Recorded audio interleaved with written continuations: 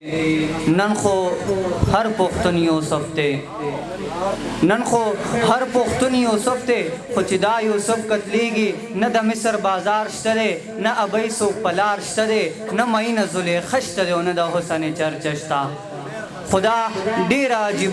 عجیبه ده محمده ورته هر سړی نن غل دی ورپسې دی ښه پزغل دی د مشرق نه تر مغربه د شمال نه تر جنوبه د ابا نه تر کبا نه د ډالرو په دې وخت کې د وختونو په دې بټ کې د سرونو په بازار کې خو چې دا یوسف خرڅېږي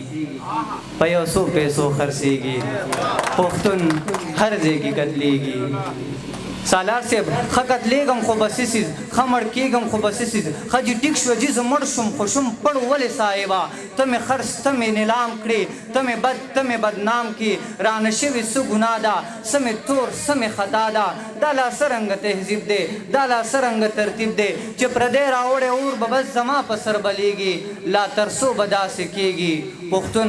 هر ځای کې قتلېږي عجیبه غونتی تصویر دی سالار صاحب عجیبه غونتی تصویر دی چا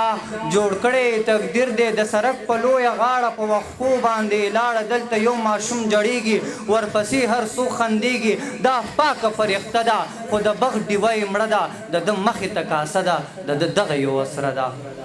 دا ورکوټې شان یوسف دی خو د لوی یوسف ښایسته دی دی هم په دې بازار کې د خرڅ شوو په کتار کې د ده سر هم بولی شوی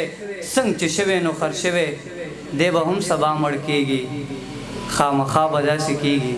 پښتون هر ځای کې قتلېږي ضمیر صاحب لنډه دا چې حیران شوی لنډه دا چې حیران شویم له مودونه به ځان شویم چې مې قتل روا شوی کوم الهام دی پتا شوی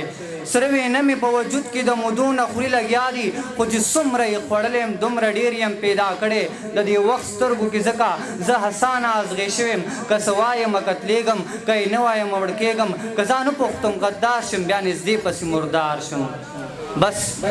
د بل پر هم ژوند دی بس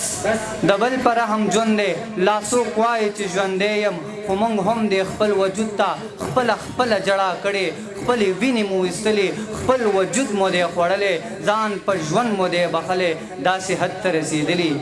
چې خپل روح رانه یریږي فرښتې راته جړېږي پښتون هر ځای کې قتلېږي پښتون هر ځای کې قتلېږي پښتون هر ځای کې قتلېږي